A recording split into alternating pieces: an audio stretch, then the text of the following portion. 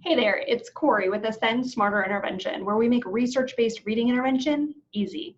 And today I wanted to talk with you about how to differentiate your phonological awareness instruction.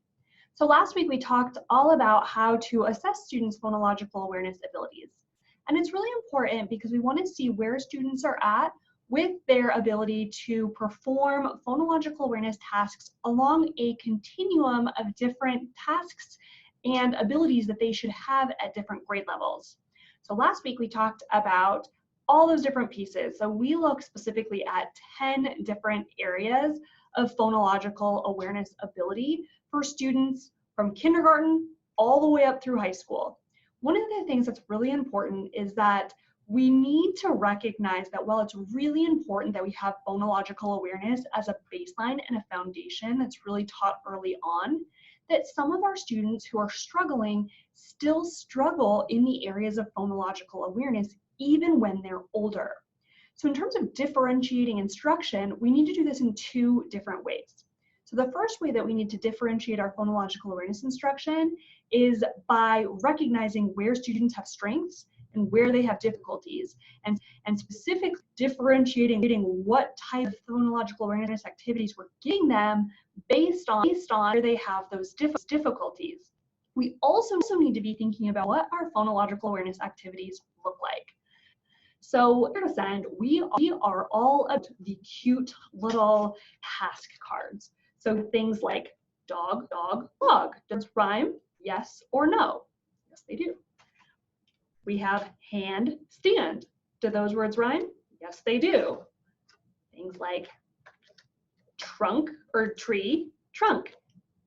No, those words don't rhyme. So they do have an initial sound that's the same, and they have a semantic or a meaning that is the same, but they don't rhyme.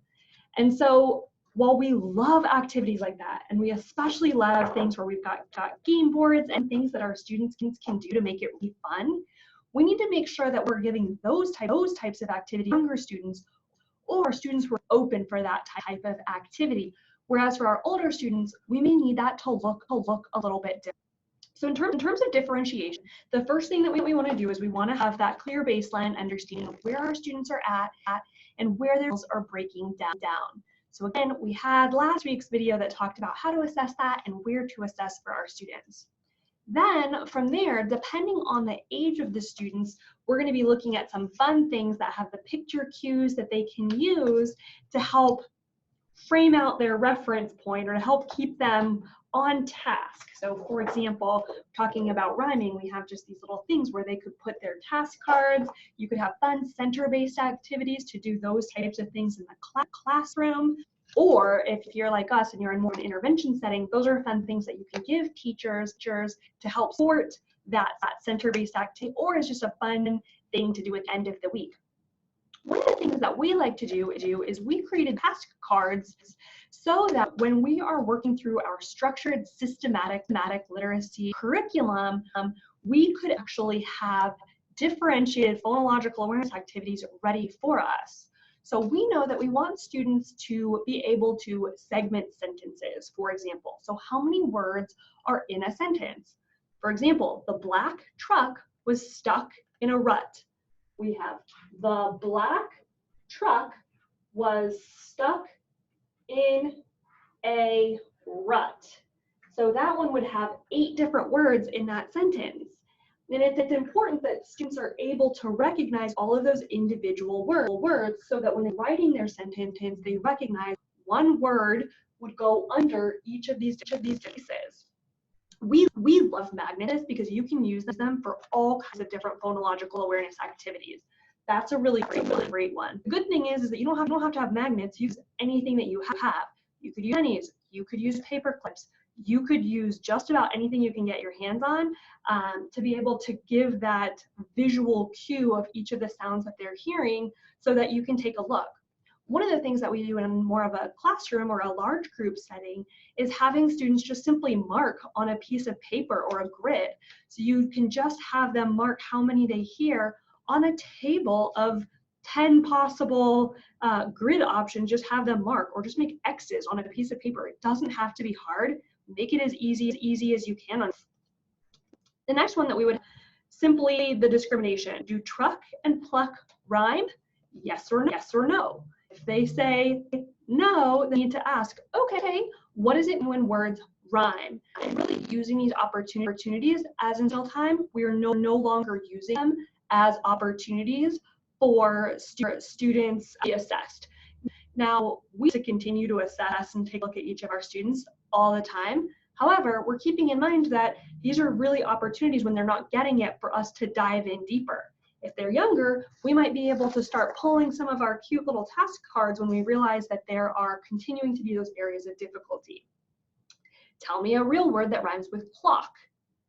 Are the words mock and knock the same or different? What is the first sound in struck? Struck. Keep in mind, what is the first sound, not letter. We're looking for students to respond back and say S. We're not looking for them the letter S. Now that's okay to decide to do that, but keep in mind, as soon as we start pairing letters to the sounds we hear, we're turning instruction into phonics instruction, which is great. We do need to be pairing the sounds that we hear, that we see. However, those tasks are different. How many syllables do you hear in the word brick?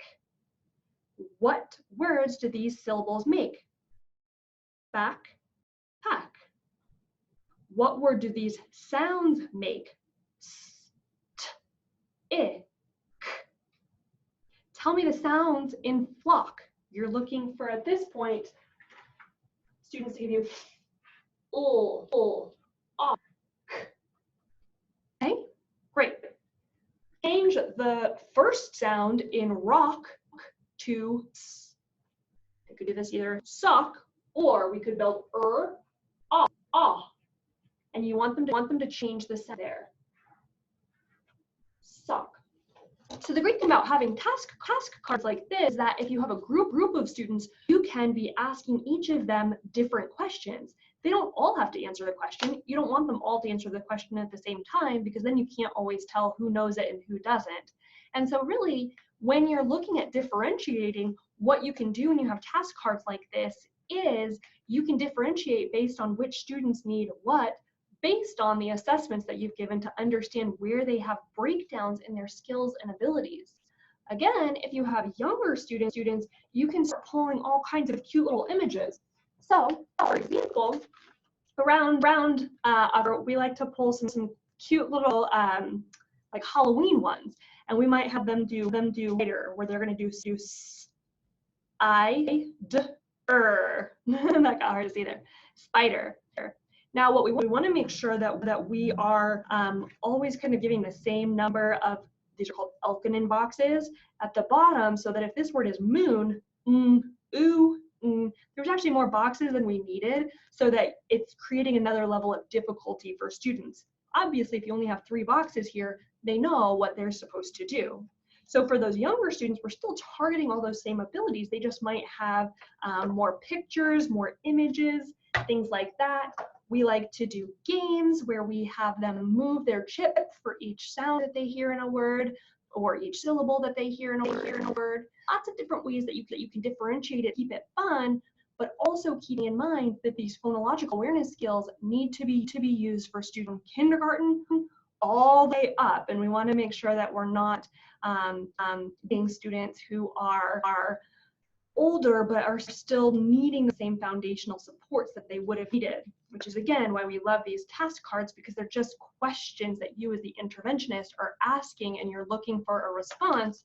They match up with or align with our structured, systematic, targeted instructions. Depending on what you're using and what type of curriculum or scope and sequence you're using, we just built this so that we'd have phonological awareness tasks that match up with that scope and sequence, so that it really just aligns right there as part of your lesson.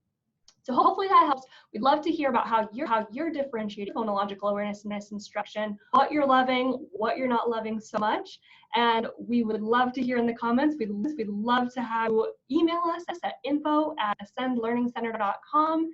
And we look forward to being next week.